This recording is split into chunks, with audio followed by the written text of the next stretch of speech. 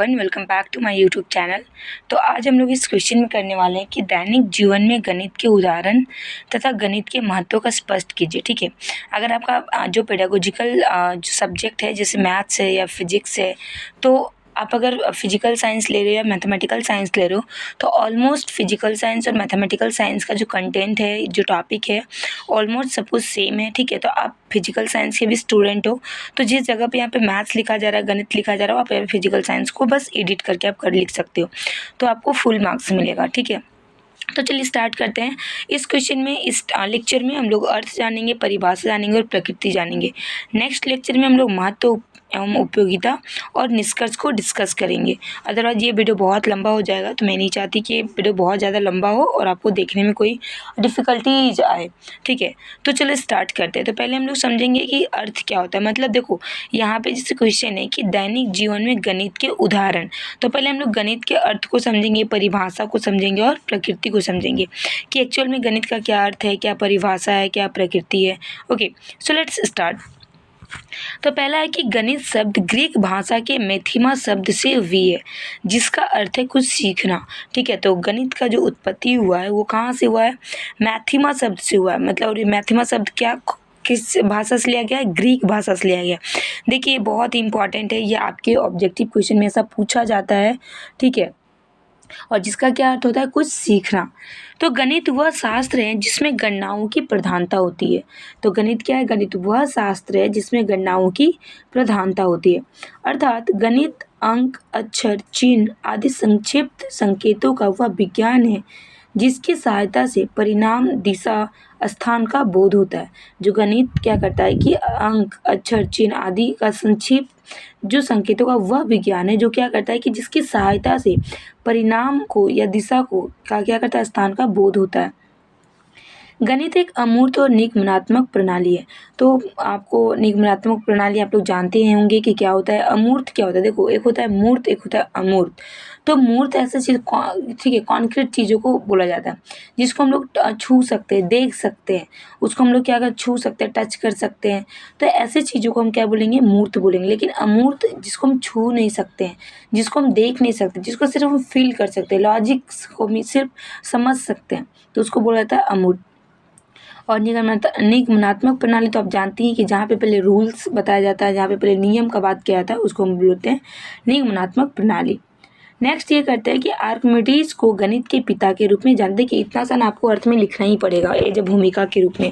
ठीक है, अब हम समझते हैं कि गणित की कई शाखाएं, आप इसको मेंशन कर भी सकते हो, नहीं भी कर सकते हो। तो यहाँ पे हम लोग लिखे हैं कि गणित की जैसे अंक गणित, रेखा गणित, त्रिकोणमिति, तो ये सब क्या है? शाखाएं हैं, और भी शाखाएं हैं, लेकिन ये यहाँ पे सिर्फ आपको 3 चीज़ मेंशन किया गया। चलिए, तो अब समझते हैं परिभाषा की परिभाषा क्या है। तो जे बिलार्ड गिब्स के शब्दों में कि गणित एक भाषा है। देखिए, मैं हर वीडियो में, हर लेक्चर में आपको मैं बता रही हूँ कि आपको मिनिमम अपने एग्जाम में 2 डेफिनेशन तो आपको लिखना ही लिखना। ये मतलब कंपलसरी है 2 डेफिनेशन लिखना। और अगर आप साइकोलॉजिस्ट का लिखोगे तो आपको एज इट इज़ वही चीज़ को लिखना होगा, आपको अपने से हेरा फेरी कुछ भी नहीं करना। तो जे बिलार्ड गिब्स के शब्दों में कि गणित क्या है? एक भाषा है। बेकन के शब्दों में क्या, कि गणित सभी विषय की कुंजी व उस तक पहुंचने का मुख्य रास्ता है। जो गणित क्या है कि सभी विषय की क्या कुंजी है और उस तक पहुंचने का मुख्य रास्ता है। हॉगवेन के शब्दों में देखेंगे कि गणित सभ्यता और संस्कृति का दर्पण है।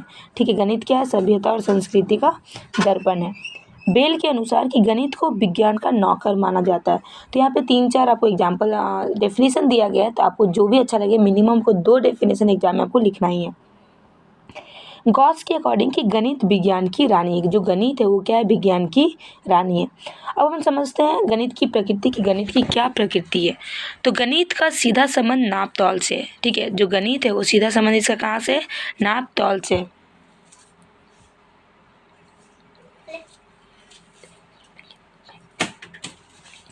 गणित के विज्ञान को विश्व में समान माना जाता है। मतलब जो गणित के जो ज्ञान को विश्व में समान, हर जगह पे, ऐसा नहीं कि इंडिया में गणित का कुछ और वैल्यू है, यूके में कुछ और है, चाइना में कुछ नहीं। जो विज्ञान का जो वैल्यू आता है ना, वो हर जगह पे क्या है? सेम है। तो गणित के संख्याओं को उत्तर सदैव, जो गणित के संख्याओं का जो उत्तर होता है वो क्या होता है? सदैव स्थिर होते हैं। ठीक है, गणित के ज्ञान के बिना विज्ञान की उन्नति संभव नहीं है। और ये हम लोग डेली लाइफ में भी आप फील कर सकते हो कि बिना गणित मतलब कुछ है ही नहीं science. Without math science is incomplete. ठीक है, गणित के निष्कर्षों के आधार पर ही भविष्यवाणी की जा सकती है। गणित में संख्या, स्थान, दिशा तथा मापन का ज्ञान प्राप्त किया जाता है। गणित के द्वारा बालकों को नियमित और विधिवत कार्य करने की यहाँ पे आदत होती है या फिर आदत दिलाया जाता है या फिर आदत यहाँ पे विकसित होती है। गणित में अमूर्त प्रत्ययों कॉन्सेप्ट की व्याख्या की जाती है।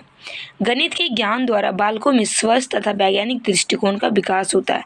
देखो, आप देखेंगे कि आप अगर क्वेश्चन सॉल्व करते हो, आपके पास क्वेश्चन सॉल्विंग एबिलिटी आ जाता है, तो आप बहुत प्रैक्टिकल हो जाते हो, आप बहुत शार्प माइंडेड हो जाते हो। ठीक है, तो ये बच्चों के स्वास्थ्य के लिए क्या होता है, बहुत अच्छा होता है। माइंड बहुत ज़्यादा क्या होता है, यहाँ पे ग्रो होता है। अब हम लोग नेक्स्ट लेक्चर में समझेंगे गणित के महत्व एवं उपयोगिता। अगर इस लेक्चर में समझेंगे तो बहुत लंबा हो जाएगा, तो हम लोग नेक्स्ट लेक्चर में 2 टॉपिक को समझेंगे, महत्व, उपयोगिता और निष्कर्ष को। हम लोग इसका एक पार्ट 2 लाएंगे जिसमें हम लोग समझेंगे। तो होप आपको ये लेक्चर पसंद आया होगा। मिलते हैं नेक्स्ट लेक्चर में नेक्स्ट टॉपिक के साथ। और आपको कौन से टॉपिक का आपको लेक्चर चाहिए, कौन सा टॉपिक का आपको नोट्स चाहिए, आप कमेंट करके ज़रूर बताना। मैं कोशिश करूँगी कि उस टॉपिक पे आपको नोट्स प्रोवाइड करवा दूँ। So okay, thank you. मिलते हैं नेक्स्ट वीडियो में। Till then keep learning, keep shining, keep watching.